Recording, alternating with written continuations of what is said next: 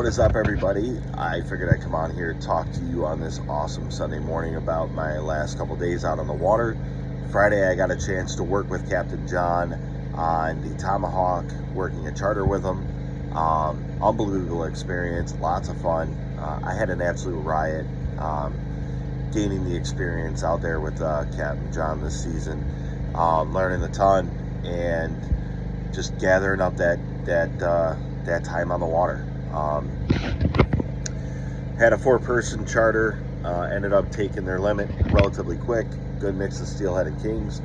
Biggest mature king coming in at around 21 pounds. That one chewed heavily on the Chartreuse Rod Father from Route 18.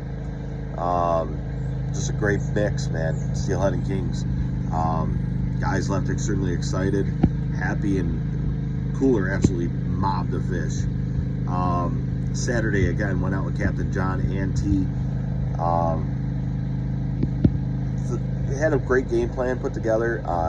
Went offshore, got out there, sat down, and immediately were swept by the current. The current was absolutely ripping out there. I heard a bunch of captains talk about this at the weigh-in, and I also seen another captain post about this as well in his report about those currents, so I'm not really going to get into them, but that current was absolutely ripping offshore there. But then we never ended up finding those kings that we were looking for. We never found those matures. I know a lot of guys around us were finding some matures, put together some really nice boxes. We seem to be in a overload of steelhead, tons and tons of steelhead out there, but in a tournament, yes, be competitive, yes, do everything in your power to win that tournament, but it's also important to make memories and have laughs, and that's what it's truly all about, is the memories. And we definitely did not fall short in that department. I was at the center of a pretty good prank yesterday when T and my son thought it was a good idea to put rig cut bait in my e-cig. That was absolutely disgusting.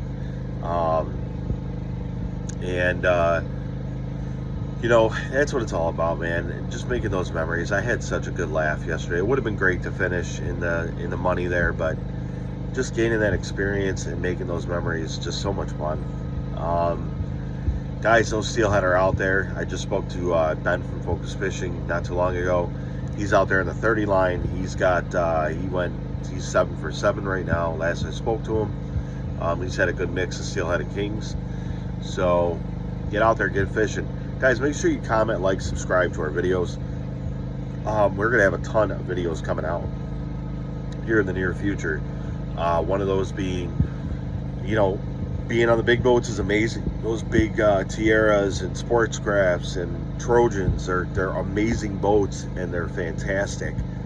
But what makes the smaller boats dangerous in a tournament situation? We're going to be going over those.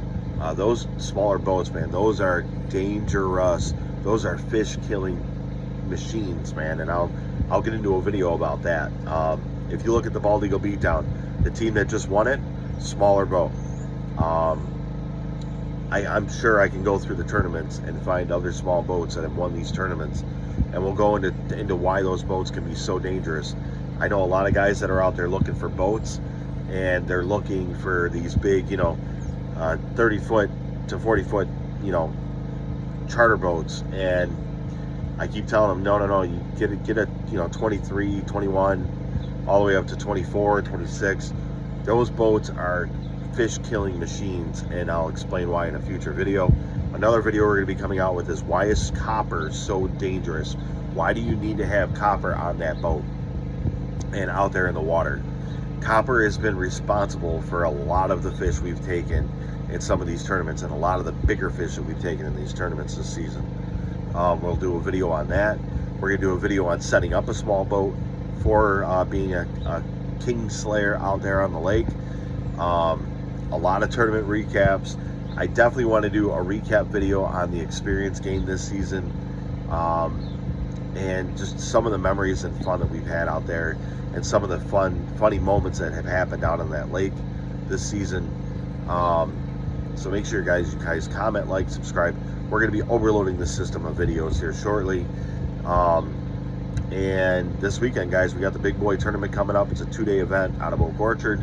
It's basically the season-ending tournament, and it's kind of like it's not like a sad moment, but it's like a surreal moment, because 1 minute you're preparing for Big Boys 1 out of Alcott, and you're camping, and it's a very, very, very fun experience. Like you're getting ready for the season to really kick off, and in a blink of an eye, like it's over with. Like the tournament season's just about done.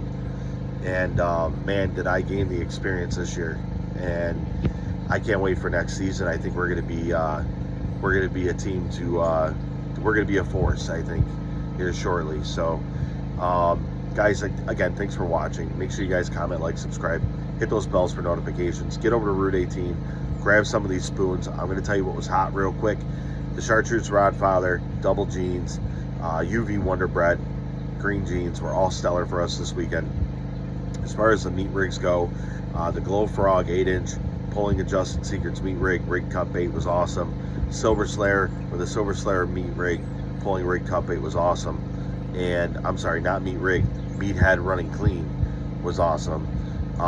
And I believe it was the Pickle Seed running adjusted secrets meat rig pulling rig cut bait was awesome. And that Chrome Bam with that Aquafly, if you're not running that by now, it's been in our reports multiple times, you're missing out on some serious fish. Anyways, guys, awesome weekend. Can't wait to get back out on the water. Make sure you guys like, comment, subscribe. I'll see you guys shortly.